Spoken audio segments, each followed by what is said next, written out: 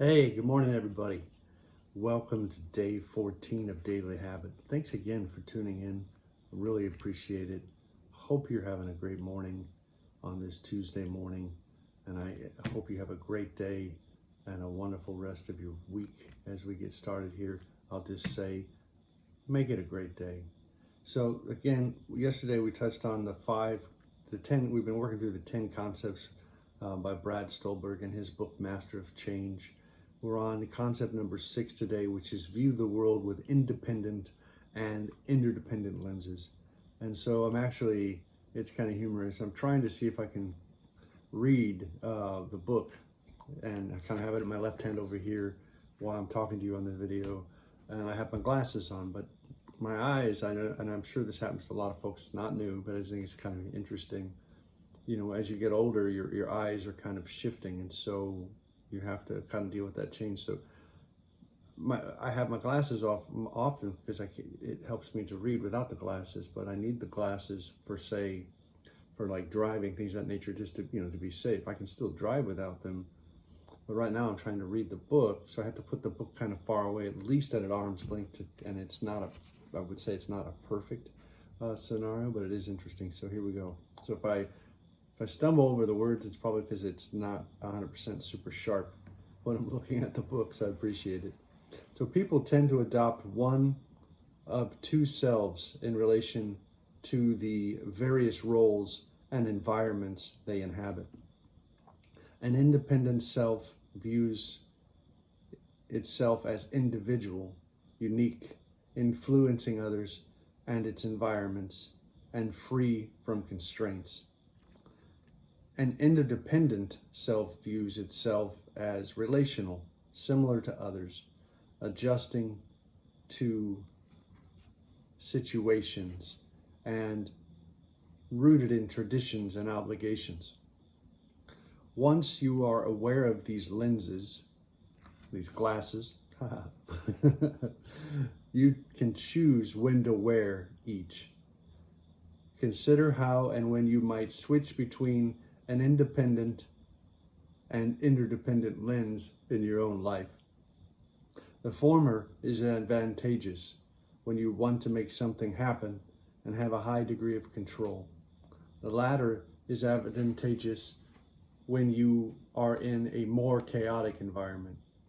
When you start on a big project, you can take stock of which lens you suspect which will benefit you most.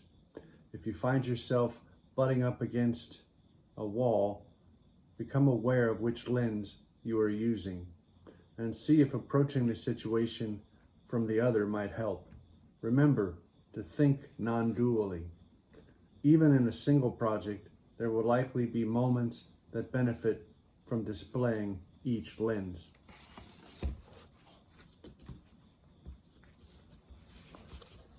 So let's unpack that a little bit. I think I'm going to go back to the book here again, and I'm going to take off my lenses here to review that.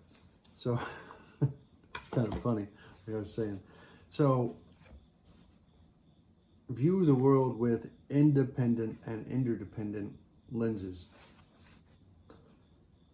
So he's saying, don't be singular. Try to be, capable of pivoting. Again, this concept of change is being malleable, right? Being flexible, right? Because what we're saying here is developing rugged flexibility. Flexibility is the opposite of, I guess we would just say unflexible, right? If you're unflexible, when something changes, you're rigid to it, right? You don't want to move from your position.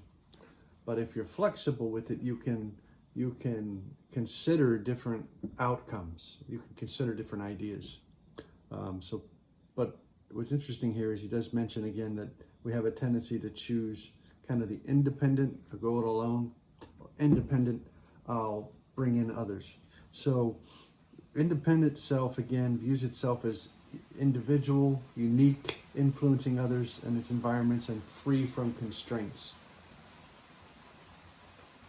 Whereas an interdependent self views itself as relational, similar to others, adjusting to situations, and rooted in traditions and obligations. So kind of just figure out which one you need to be. So one is kind of, I would say, depends on that tradition, and you need to kind of follow the protocol. The other one kind of says, I'll fork my own path. I'll influence that environment a little bit. I'll help to kind of move that tradition maybe a little bit. I'll move that position. So again, just remember that don't think non-dually. And even in a single project, a single instance, a single moment, you can benefit from this way of thinking.